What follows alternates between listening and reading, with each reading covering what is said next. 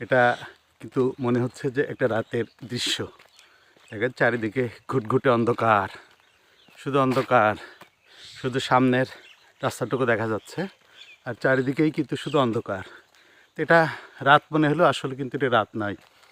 এখন সকাল 9টা।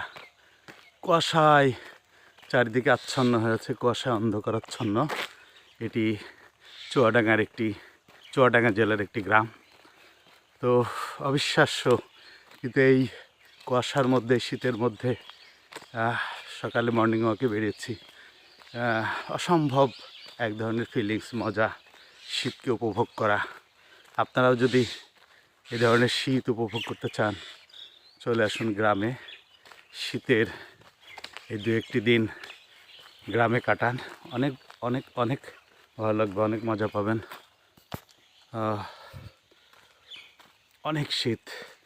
এমনিতে আপনারা জানেন যে চুয়াডাঙ্গা জেলায় শীতের সময় সর্বনিম্ন তাপমাত্রা এবং গরমের সময় সর্বোচ্চ তাপমাত্রা।